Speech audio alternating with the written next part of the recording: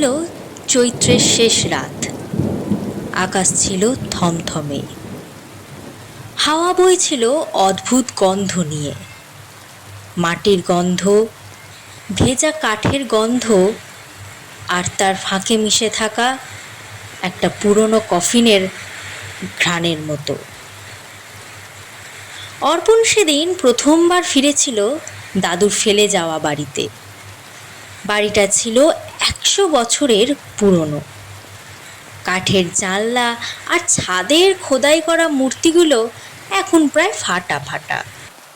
বৃষ্টির আগমনী সুরে কাঁপছিল প্রতিটি দরজা জানলা। রাত তখন 11:30।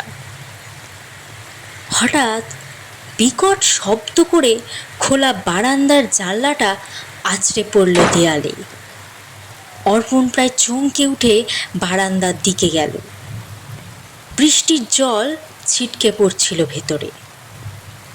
ঠিক তখনই হঠাৎ একটা বিদ্যুতের ঝলকানি, আর সেই ঝলকানির মধ্যে সে দেখল বারান্দার কোণায় দাঁড়িয়ে আছে একটা মেয়ে, সাথে সাদা ছেঁড়া কাপড় পরে।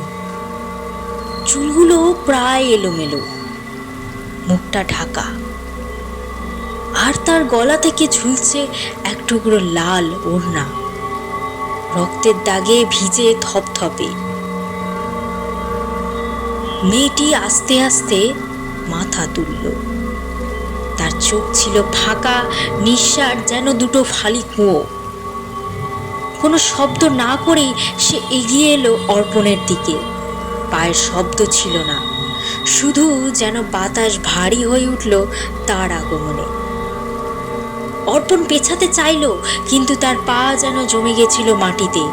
মেয়েটি তার একদম সামনে এসে ফিসফিস করে বলল, আমায় ফিরিয়ে দাও, আমার জীবন, আমার বৈশাখীরা। তারপর একটা বিকট ঝড় উঠল বারান্দায়, কাঁচ ভেঙে ছিটকে পড়ল মাটিতে। বৃষ্টির গর্জনে চাপা পড়ে গেল অর্পণের চিৎকার।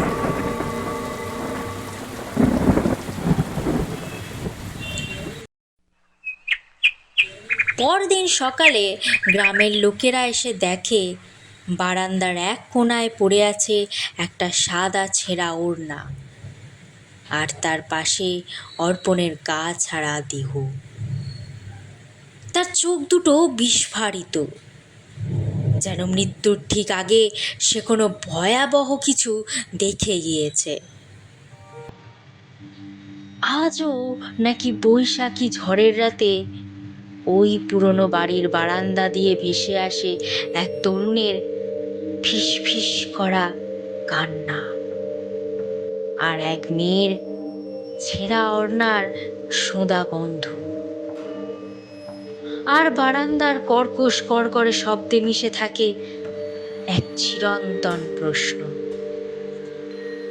আমার জীবন ফিরিয়ে দাও।